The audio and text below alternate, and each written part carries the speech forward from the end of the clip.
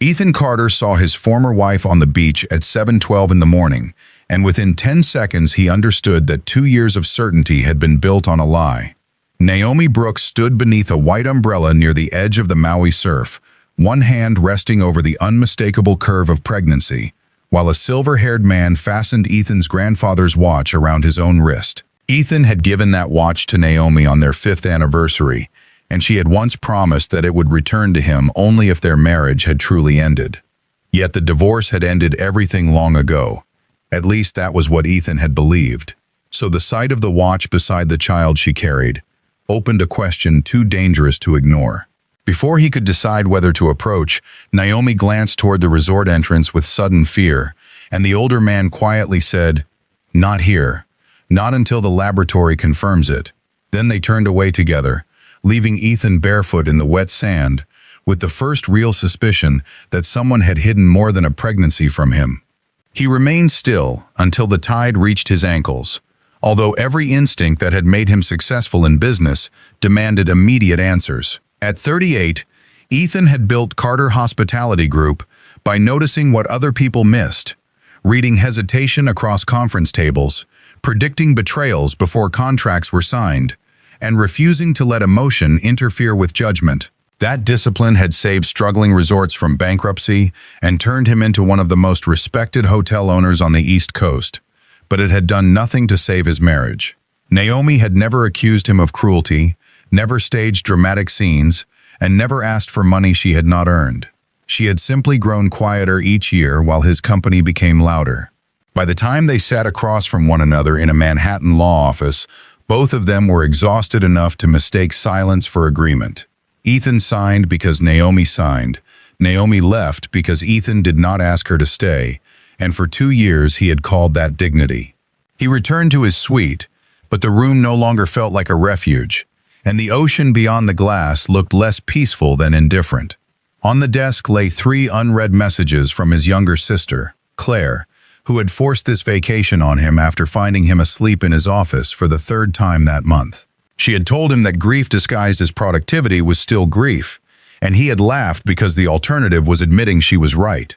Now he opened his phone and searched Naomi's public records, social accounts, nonprofit profile, and recent appearances, finding almost nothing beyond an updated mailing address in Boston and a marine conservation grant awarded 18 months earlier.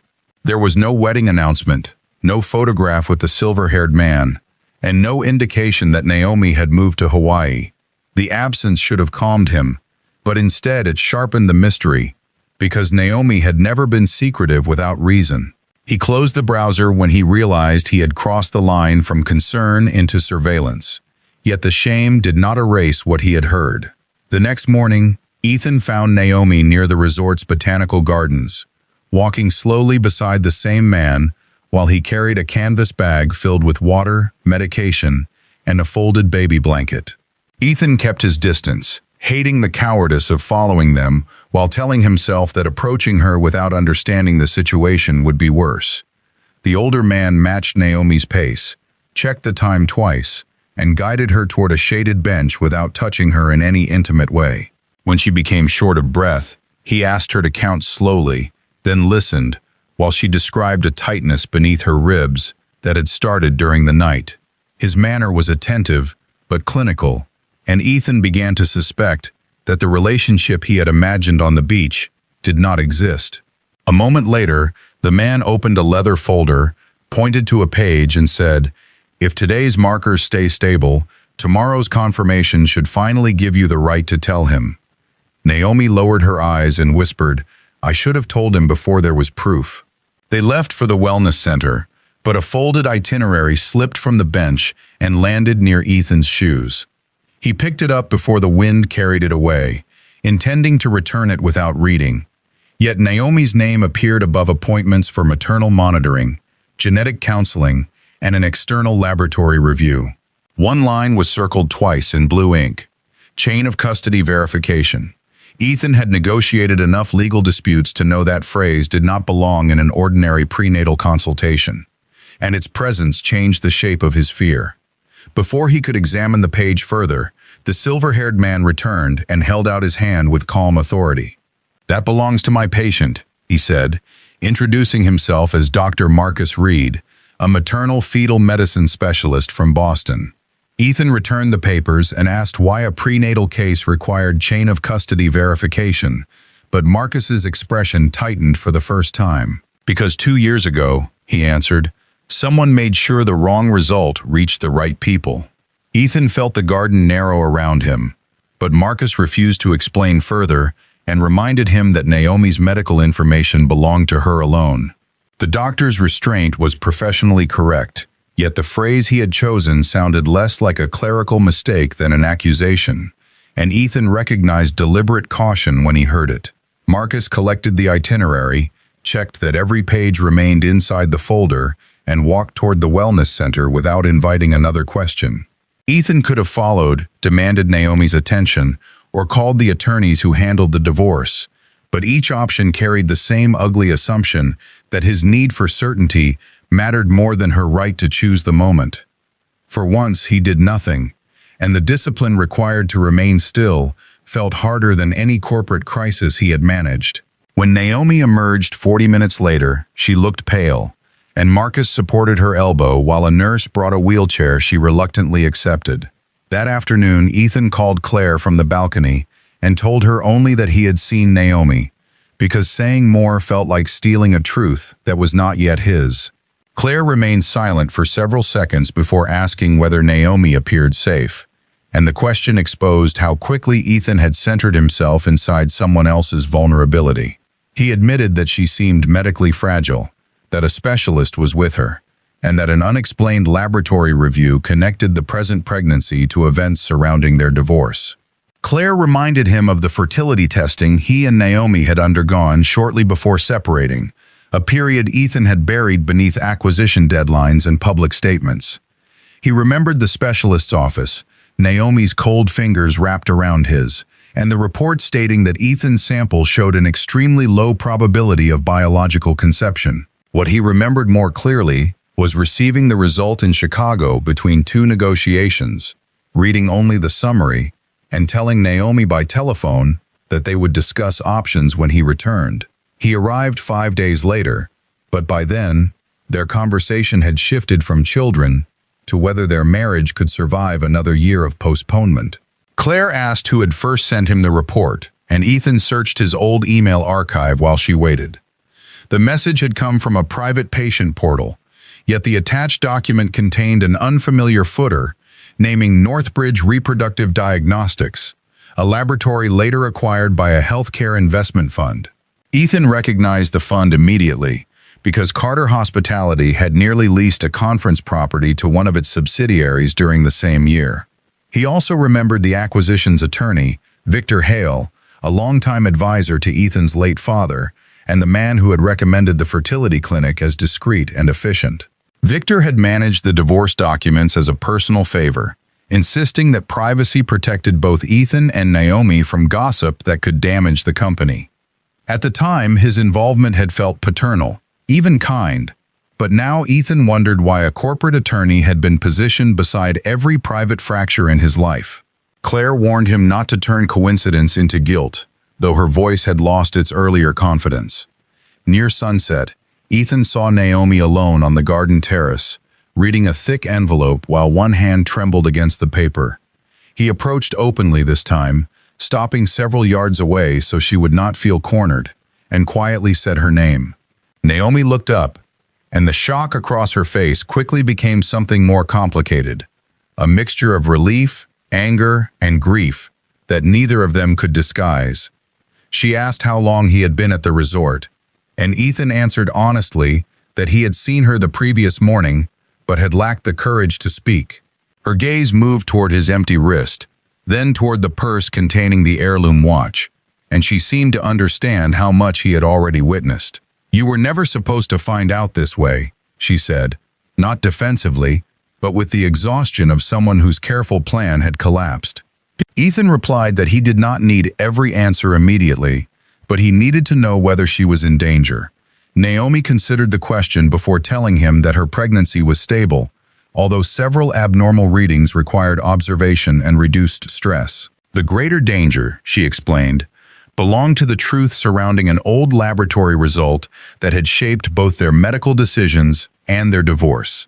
Months after leaving New York, she had received a confidential notice stating that Northbridge was reviewing mishandled samples from the period of their testing, but the company repeatedly delayed releasing complete records.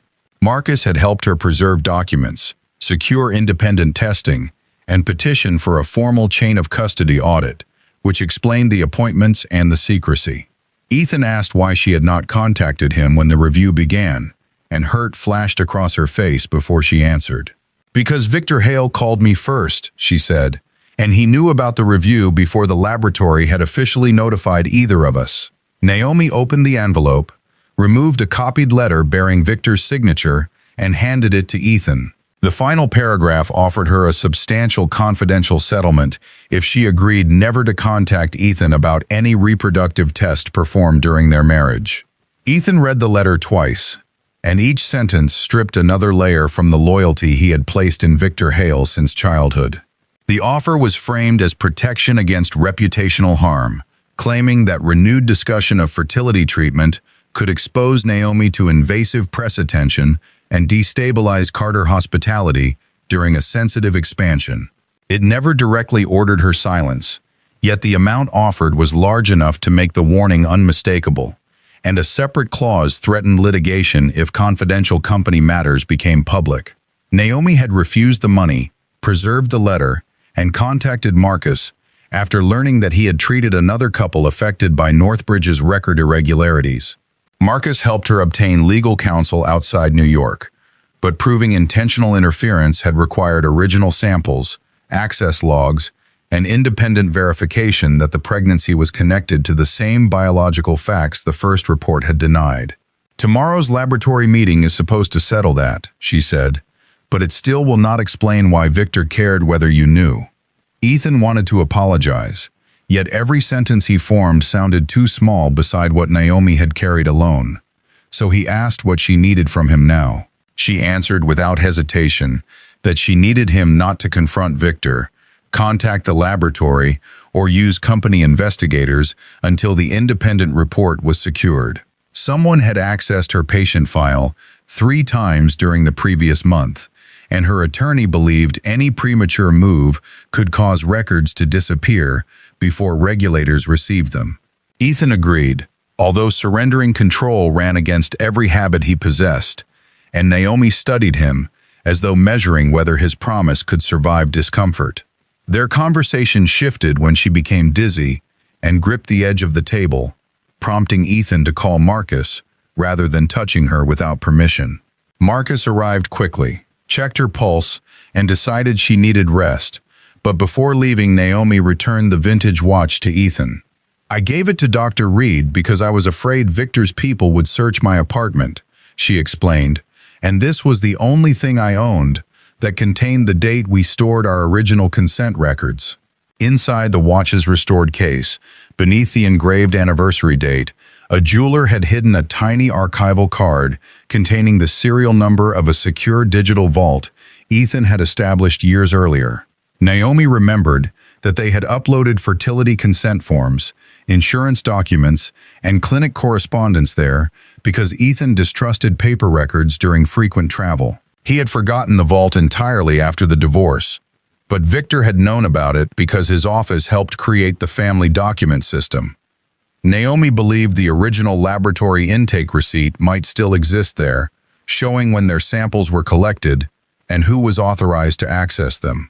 Ethan returned to his suite, opened an old encrypted backup, and discovered that the vault had been accessed 11 days after their test by an administrative credential assigned to Hale Legal Group. More troubling, a second login occurred the night before the altered report reached him in Chicago. He captured the activity logs without opening other files, then sent copies to Naomi's independent attorney through the secure address she provided. The next morning, Naomi, Marcus, Ethan, and attorney Lena Ortiz met inside a private conference room at the Regional Medical Center. An external laboratory director explained that preserved genetic material from the original case had been located during a court-supervised audit, and independent analysts had confirmed that Ethan's sample was normal. The report he received 2 years earlier did not match the verified data, and metadata showed that its summary page had been replaced after clinical approval. Naomi's current prenatal testing independently established Ethan as the child's biological father, with overwhelming certainty. But Lena cautioned that paternity was only one part of the evidence. The altered report had not created their marital distance, and it had not forced them to divorce, yet it had removed hope at precisely the moment their relationship was most fragile. Ethan felt joy, grief, and shame collide inside him. Because the child was his, while the years Naomi endured alone remained beyond repair. He looked at her and said, "I will not use this truth to demand a place you are not ready to give me." Before Naomi could respond, Lena received an encrypted message from her New York investigator containing a recording recovered from Northbridge's archived compliance server.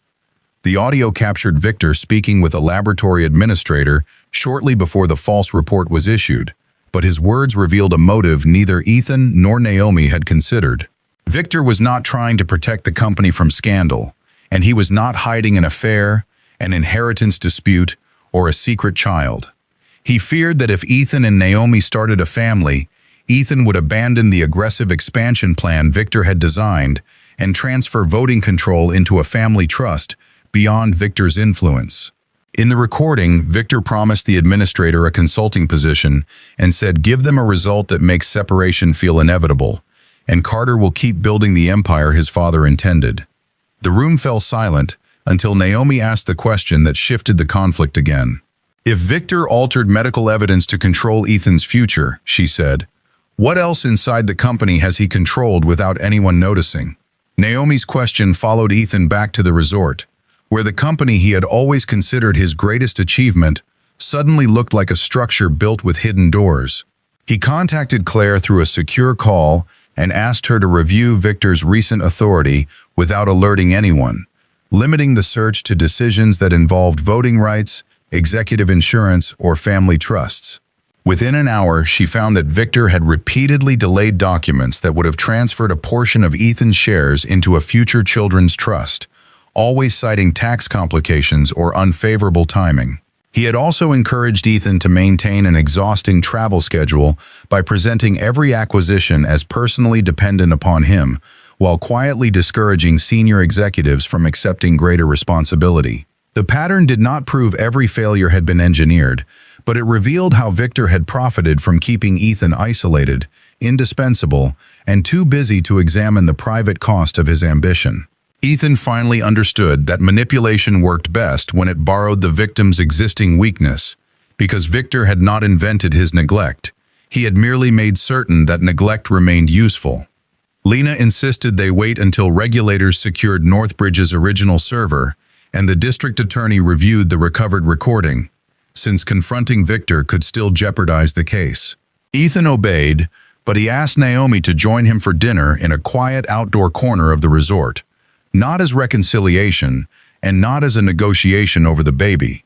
He wanted to hear what the final year of their marriage had felt like from her side, and Naomi agreed only after making him promise not to explain his intentions before listening to their consequences.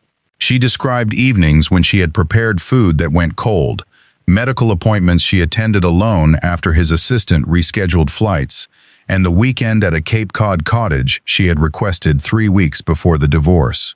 That weekend was not meant to save a perfect marriage, she explained, but to tell him that she still wanted one honest attempt before giving up. Ethan admitted that he remembered the request as an inconvenience attached to a difficult quarter, and the confession hurt more because it was true.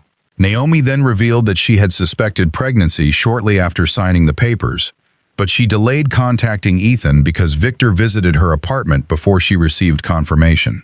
He carried a copy of the false fertility report, warned that Ethan had already moved forward emotionally, and claimed that reopening the issue would make her appear desperate for access to his fortune. Naomi did not fully believe him, yet Ethan had not called after the divorce, and her own pride transformed Victor's lie into something plausible. When the pregnancy was confirmed, she wrote Ethan a letter explaining everything, enclosed the first ultrasound image, and sent it by certified courier to his Manhattan office. The delivery receipt bore the signature of Victor's senior assistant, but Ethan had never seen the package. Lena immediately requested the building's archived mail logs, while Ethan sat in stunned silence imagining an envelope that had waited somewhere within his own headquarters, as he told himself Naomi had chosen a life without him. Their conversation ended when Naomi received a call from her Boston apartment manager, reporting that someone had entered her storage unit without authorization. Nothing expensive appeared missing, but a locked box containing copies of medical correspondence had been opened and left empty. Marcus urged her to relocate temporarily, and the resort arranged additional privacy without disclosing her condition to staff. Ethan offered security through his company, then stopped himself and asked whether she preferred Lena's independent team instead. Naomi noticed the correction and chose the independent team, explaining that trust could not be rebuilt through grand gestures while the same compromised systems remained in place. Ethan accepted the decision without argument, although the inability to protect her directly made him restless. Later that night, he reviewed the secure vault again and found a scanned courier receipt matching Naomi's description, along with a routing note instructing staff to send all personal correspondence involving Naomi to Victor's office. The following morning, Claire called with a discovery that expanded the danger beyond their marriage. Victor had arranged key person insurance policies on Ethan through entities connected to a holding company he controlled, and several policies increased in value during the year of the divorce. There was no evidence that Victor intended physical harm, but the financial structure gave him leverage if Ethan became incapacitated or lost executive authority. More urgently, Claire found draft board resolutions that would allow Victor to assume temporary control during any reputational crisis involving Ethan's personal conduct.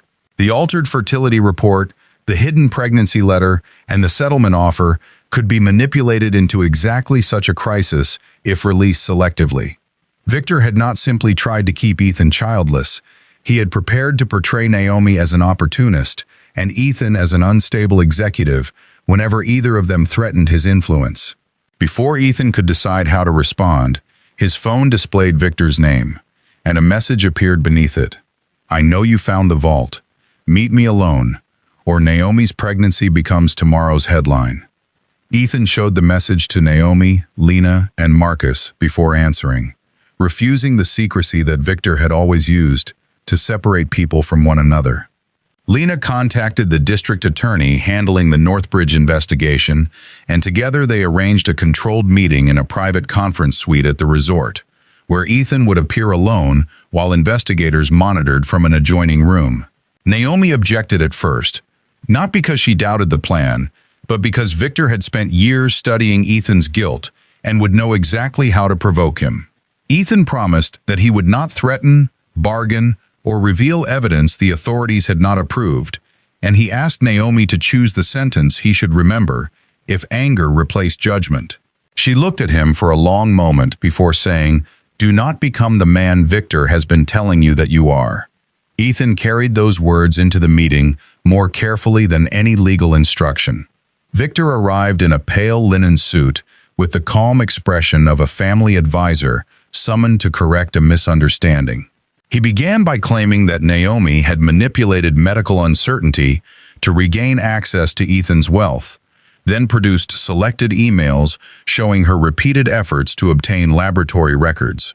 When Ethan mentioned the altered report, Victor did not deny knowing about the internal review, but he described the replacement page as an administrative correction intended to protect both spouses from inconclusive data. He argued that their marriage was already failing, that a child would have trapped two unhappy people, and that he had merely prevented hope from delaying an inevitable separation. Ethan asked whether hiding Naomi's pregnancy letter had also been protection, and Victor's composure finally shifted.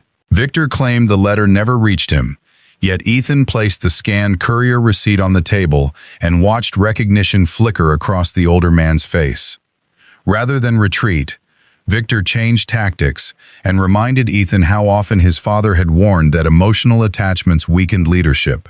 He said Carter hospitality existed because men like Victor made difficult decisions while Ethan enjoyed the appearance of integrity, and he predicted that shareholders would abandon Ethan once the pregnancy, fertility records, and divorce became public. Ethan replied that the board might forgive private pain more easily than criminal interference, but Victor smiled and revealed that he had already prepared a media package portraying Naomi as a former spouse seeking money through disputed paternity. The package was scheduled for automatic release, unless Victor canceled it before midnight. He offered to suppress the story if Ethan signed temporary voting authority over to him, and publicly denied any connection to Naomi's child. He also understood why Naomi had been selected as the easier target, because racism and class prejudice would make some viewers accept the image of a black former wife pursuing a wealthy white businessman before examining evidence. Ethan refused to repeat that violence through silence, even if the company lost value, and he told Victor that Naomi's dignity was not a negotiable asset. Victor leaned forward and warned that morality sounded noble until thousands of employees lost jobs because their chief executive could not control his personal life. Ethan answered that any company preserved by medical fraud and character assassination deserved restructuring, not protection. In the adjoining room, investigators captured every word, but Lena still needed the location of the scheduled media files before authorities could prevent their release. Naomi provided the final piece without entering the meeting, recognizing a document code visible on the photographed media package Victor had displayed. The code matched the secure family vault's old archive format, suggesting Victor had hidden the release system inside infrastructure Ethan's company still controlled. Claire accessed the corporate disaster recovery server under emergency legal authorization and found an encrypted folder scheduled to distribute files to several tabloids. The folder contained altered emails, confidential medical pages, and a photograph of Naomi entering a prenatal clinic, all arranged to imply deception without directly stating it. Investigators copied the evidence, disabled the automatic transmission, and confirmed that Victor's credentials had created the package. When officers entered the room, Victor looked less frightened than offended, as though the world had violated an agreement, allowing him to decide what was best for everyone else. After Victor was taken into custody for questioning, Ethan expected relief but felt only exhaustion, because stopping the immediate threat did not restore what had been stolen. Naomi joined him on the empty terrace, where dawn had begun softening the sky above the ocean, and he told her that the evidence would likely become public during prosecution, despite every effort at privacy. He offered to resign before the board could use her pregnancy as a spectacle, but Naomi rejected another decision made without asking what she wanted. "I do not need you to disappear from me," she said, "and I do not need you to fight the whole world alone." She wanted a truthful statement that protected the child, acknowledged the medical misconduct, and refused to shame anyone for fertility struggles or divorce. Ethan agreed, but before they could discuss the future, Marcus called from the hallway because Naomi's blood pressure had risen sharply. Her knees weakened as she tried to stand, and the final look she gave Ethan carried a fear neither of them could hide. Marcus moved quickly, guiding Naomi into a wheelchair, while a resort nurse called the medical center and Lena cleared the hallway. Ethan followed only after Naomi reached for his hand, understanding that even concern could become another form of control if he ignored what she chose.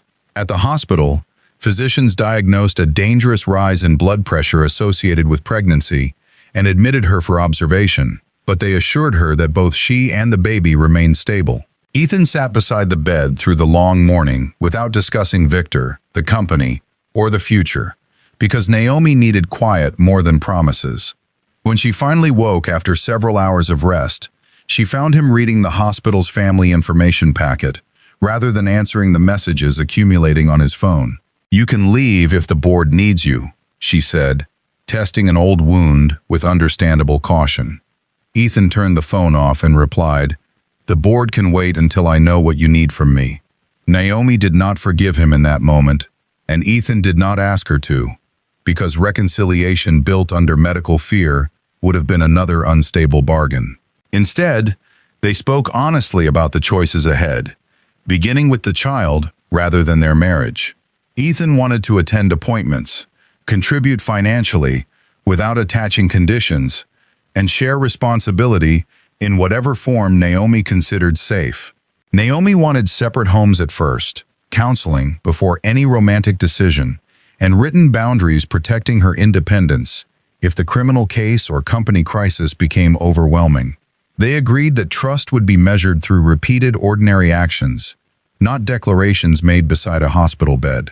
For the first time, Ethan saw patience not as passivity, but as proof that another person's pace mattered.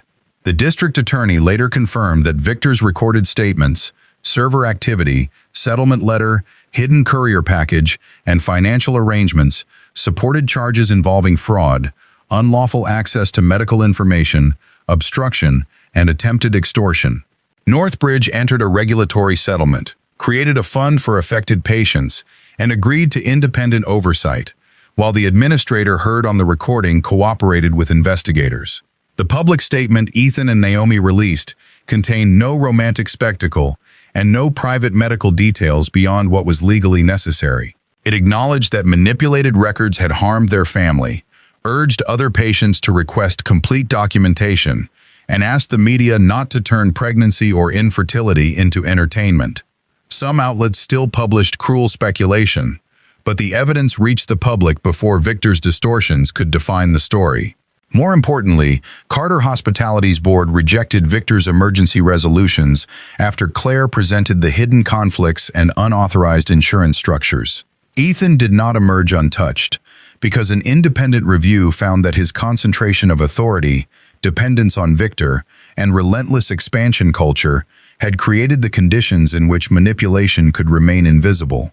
He accepted responsibility publicly, appointed an outside chair, delegated operational control, and established protected channels allowing employees to challenge executive decisions without retaliation. He also funded patient advocacy programs through an independent foundation that Naomi helped design, ensuring the work could not become a monument to his redemption.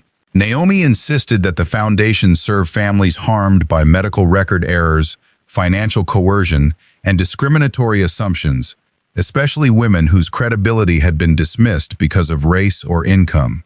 Ethan agreed without placing his name on the building. Over the following months, Ethan returned to Boston for prenatal visits, sometimes sitting beside Naomi in comfortable silence, and sometimes hearing truths that still hurt.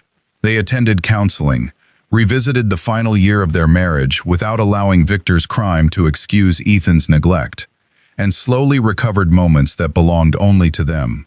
Naomi admitted that she had also used silence as armor, believing that asking twice for love would diminish her dignity, while Ethan acknowledged that work had allowed him to avoid every conversation he feared failing.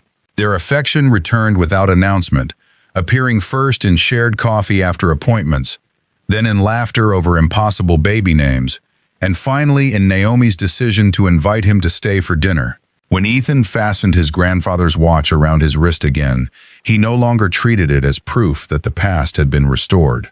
It reminded him that time could not be returned, only honored differently.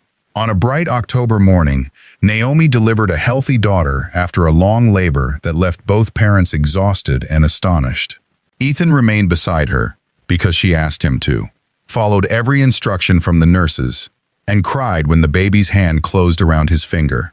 They named her Hope Marcus Carter Brooks, honoring both the future they chose and the physician who had protected Naomi without replacing her voice.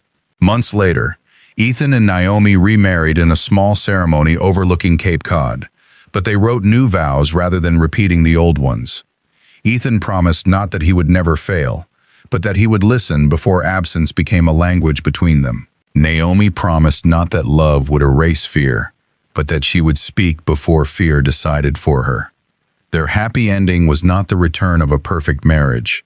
It was the creation of an honest one, built by two people who finally understood that coming home meant being present before the door began to close.